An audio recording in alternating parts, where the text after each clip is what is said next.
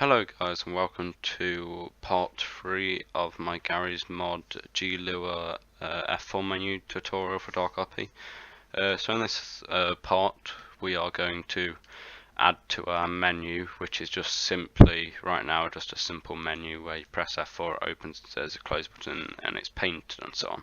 But we're going to make it so it has 3 different pages you can click on. This will be quite a lengthy process today. And yeah, we're also going to just quickly do something that's kind of for development purposes right now. Going to add a remove button, because how the system currently works is when the player presses F4, it just sets the menu to visible and then sets it not to visible. The problem with that is each time you change something in the code, you're going to have to reconnect to your server, because you need to delete the menu and then reopen it. So what we're going to do is going to add a remove button, which will basically just remove the menu. So what we're going to do is we can just copy this close button right now and just paste it below like that, and then we need to make it all unique, so we can call it remove button, and then just make sure all of these close buttons change to remove. It can be painted the same. Probably just want to change what it looks like a bit. So you want the text to say remove. You can obviously delete this after you've developed your thingy, your menu. So I'm going to keep it as the same size, but we want to make it a bit further away on the X. So Y is fine because we want it to be the same down, but we want it to be more across. So how we do this is I kind of want a 6 space between them. So what we'll do is we'll do 81 plus 75 plus 6. So 81 plus 75 is 81. So that'll be 162, I believe. So we'll just change that to take 162. So it takes away the width of that. It takes away the width of the block from the other button, and then it adds on 6, so there's a 6 space between them. It should be painted the fine. We want it to be painted the same. This is what we need to now we need to do what actually happens. So it needs to do stuff differently. So we still need like all this, like the GUI enable screen clicker and so on. And then what we want to do differently this time is, though, we want to make sure that's underneath, because we want it to set it to visibility to false after we remove it. So yeah, so what we want to do first is we want to remove. There's just a simple thing like these things where we can just do CSF4 menu remove, and then yeah, we put the open and close brackets. That will basically remove it. But the problem with that is when the user tries to open the F4 menu again, it causes errors. Because basically it's been removed and it won't know to create the menu again. So what we can do to get around this or fix it, we can use CSF4 menu equals VGUI.create, and it's basically just this. We're just basically doing that each time we delete it, so it'll be recreated, so it doesn't cause any errors. So there we go. That's that done. Now we have a remove button, and now I can go in game and I can actually show you without having to reconnect each time. I can show you the differences we make. So I'll be back once we're in game. Alright, hello guys, so I'm back now, we're back in game. Now we can just test it. Press F4 again, it closes. Press F4, click close, it closes fine. Just doing this so I can check to make sure it works fine. Press F4, we click remove, the menu is now removed. And then we can still open it, we still close it, everything. So what I mean by this is, if we, for example, let me show you an example. So if we open up our code here, there we go, this one. If we, let's change the background here to just full on red. If we save that, and then look, we press F4, the menu is not changed to red, but then if we click remove and open it, there we go, it's changed to red because it's actually refreshed now. So now we can remove that, and we can go back here, reset everything to our current values. So there we go, look, that shows that it works all fine. So what we're going to do in this episode is going to be adding some pages. There'll be like a little column of buttons here, and then you'll have a little page here. So let's get started on that. So first of all, we kind of need some, we need a background to be filled up by the element we're going to be using. And we don't want the element to kind of overlap here, because if it takes up the whole space, then it's going to overlap with these buttons. So we want to make like a little invisible background that goes under that. So what we can do is, if we go in here, we can just create a simple D panel. So we do local, I'm going to call my page or page back or pages back, and then we'll call it equals, and then you just do VGUI dot, fair, we can copy that, VGUI dot create, and then we can do it, we're going to be using a D panel. Right, now I've got that, we just do pages back, and then we do that, and then we can just duplicate that a couple of lines. So what we want to do here is we want to set the position of the actual panel. So we want it to be 6, so I'm thinking we're probably going to go 6 across, because the difference between the, where is it, the difference between the outlined rect and the edge is 2, which means that it's going to be 2 away. So the outline there is there, so I kind of want it to be 4 away from that, because we want a bit of space between the edge, otherwise it's going to look horrible. So we want the X pos to be 6 across, and that obviously means the size will be like X take 12, and then we want the Y pos to be something that's below the buttons. So if we look at the buttons, we've got buttons there. So what we can look is we can look at the button Y pos. So it starts at 25, and no, it starts at 6 and it's 25 high. It's 25 tall. So if we add those two together, we'll get 31. That means that it would be literally at the bottom of there. So we want a bit of distance on that. So let's say we'll have another 6 difference. So there's a 6 difference between on every edge. So what we can do is it will be, where are we? Will be, what was it, 37, I think, yeah. Right, so now we need to set the size, set size. This is all what we've done before in previous tutorials, so just look up here, we did it earlier, so yeah, you should know. Right, then now all we need to do now is you set the size, yeah. So like I said, we want it to be, so what we need to do is the X will literally just be equal to this X of this panel will be equal to the width of the whole the whole F4 menu, take the difference from its sides. So that will be X take 12, so that means it's equal on each side. And for this it will be X, it will be Y take 43. The reason for this is because we want it to be 6 from the bottom, which means it would normally be take 37, but you also want to be 6 from the bottom as well, otherwise it'll be touching the bottom. So you add 6, so it'll be 30. It'll be Y take 43. Right. So and now we just want to paint it. The reason why I do this is so the user can't see it. So yeah, we can just copy this. If we just do that. And we're not actually going to paint it with anything, so you just want to delete all this. This is just basically so it looks invisible. Yeah, there we go. So now if we save that, we've got a script error. So if we just look at line 44 and line 43, yeah, look, there we go. Fix that, save that, go back in game, no errors.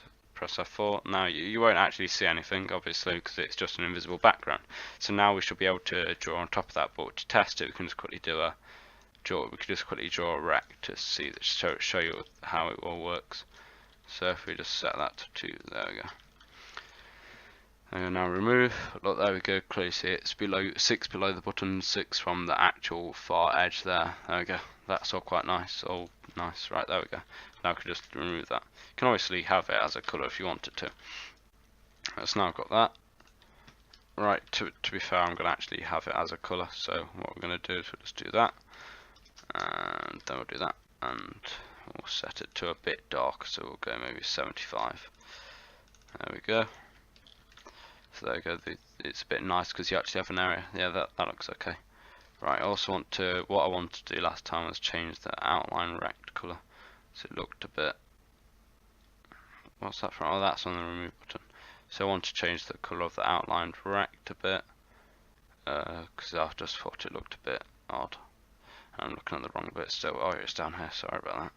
So I want to change the draw rect colour to a bit darker.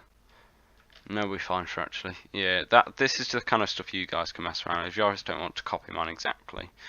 Right, so we'll get started on the DColumnSheet, which is the element, like I said, we're going to be using. So if we just open up Google, we can go to Gmod Wiki, and if we search D, if you search D, you'll see most of the panels and stuff. You can actually look in panels, I think. Decol.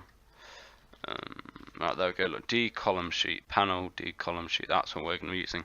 So look, this is what it should look like. We'll have buttons there, and then have a little space. So there's a nice example here what we could use, but we're going to quickly create it from scratch. Shouldn't take too long. So what we can do is, if we go in here, we'll put it. It will basically be parented to the pages back. It's pretty short. It's one of the shortest things you'll ever do because it's all invisible.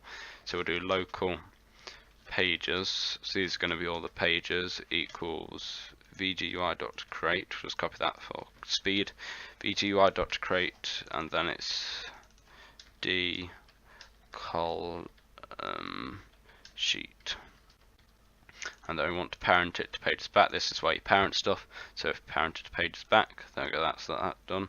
And then we want it to fill. I don't know if I showed you doc before, but we're going to use something called doc. Basically, what doc does is it means that we don't have to set the size or the pos. It will just, there's like different options, so we can make it so it fills. That means this will fill the entire space of that pages back that we've done because it's parented to pages back. So if we put fill, we could do that. I recommend watching another tutorial on fill. It's and doc padding and doc margins. It's a bit tough to understand. So the reason why there's not much here, you might be thinking, well, how do we actually add pages to this? Well, if you were a bit nosy, you would have seen when we were searching on Gmod Wiki that it said something called panel add sheet. That's what you do. So basically, what we're going to do is going to just create some more D panels and just make them into pages. So what we could do is we could literally just copy this. We're going to make three different we're going to make three different pages. So what we do is going to name this one job area, because everybody wants jobs first, don't they? Job area. And this is where the area where all the jobs going to be. If we just replace that, and then we literally just get rid of that, all that, and we can just replace it with doc and then fill. It needs to be in all capitals, and we can paint it if we want. I'm going to paint mine 255 so you can see that it's clearly a different page. I'll set that to like 75. So there we go. Now we've got the job area. So now what we do is we bring in the other command, which is I think it's pages add sheet, like that, and then put two open and close brackets, and then you do what the panel's gonna what it's gonna be called on the button. So we're gonna call ours jobs. That's what the user will see, and then this is the panel that it loads. So we're loading job area. And also one thing I quickly forgot is you need to parent this job area to the page, to the DColumnSheet, and I've also missed out a note there. So we need to parent that to the column sheet as well. Alright, so now we've got that. What we need to do is we also need to, you can set icons, as you would have seen if you looked carefully at that example I just showed you. So it's icon 16. Use any icons you want. These are just the default ones in Gmod. So, and then there's called user.png, which just kind of looks like a person. That's quite suitable for jobs. And now what we could do is could just copy this and then copy it, and then yeah. So the next one I'm probably going to do is shop area. So like shops owned by entities and all that. Just copy that, place it there, place it there, place it there, and then we call this one shop or store. And then there's one called basket.png, which is just kind of a little basket. So now we copy that, replace that down here. And then the next one can have is commands, because commands are quite useful if a player doesn't know the commands, they can just find all the commands. So there we go, put that there. And the one I believe we can use this is a bit longer, which is application_terminal.png. That's just kind of like looks like a little terminal, so kind of useful for commands. So now I've got that sorted. Let's quickly change the colours, like I said. So let's just do RGB red, green, blue for each one.